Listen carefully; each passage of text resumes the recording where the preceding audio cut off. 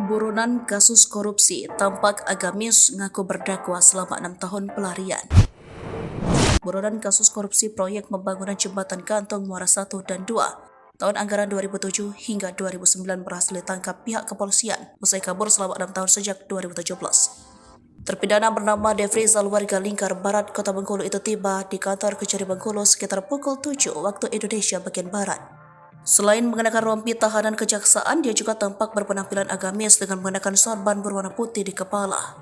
Dia terlihat lebih religius penampilannya seperti seorang pendakwa. Wartawan sempat melontarkan pertanyaan kepada terpidana, yakni apa kegiatan terpidana selama menjadi buronan. Devrizal mengaku melakukan dakwah selama menjadi buronan. Ia sendiri ditangkap di Jalan Talau Mundam, Kasang, Kecamatan Batang Anai, Kabupaten Padang Pariaman, Provinsi Sumatera Barat pada Selasa, 17 Oktober 2023 kemarin.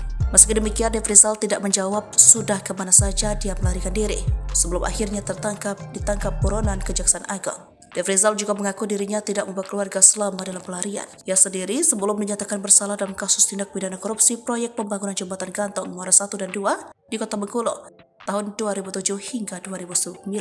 Dalam proyek ini, Devrizal merupakan pengawas kegiatan pembangunan. Selain Devrizal, terpidana lain adalah Kepala Dinas Pekerjaan Umum Provinsi Bengkulu Zulkarnain Muin, petugas pelaksana teknis kegiatan Perencanaan Sumarno, dan PPTK Pembangunan Jembatan Asyari. PN Bengkulu kemudian memvonis 3 tahun 6 bulan penjara kepada Zulkarnain, Sumarno, dan Asyari. Sementara Devrizal dihukum 2 tahun 6 bulan penjara.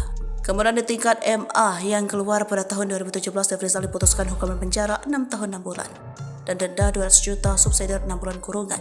Namun sebelum eksekusi penjara dilakukan, ia telah melarikan diri dan menjadi buron selama 6 tahun. Sebelum akhirnya ditangkap di Jalan Talau Mundam, Kasang, Kecamatan Batang Anai, Kabupaten Padang Pariaman, Provinsi Sumatera Barat pada Selasa kemarin.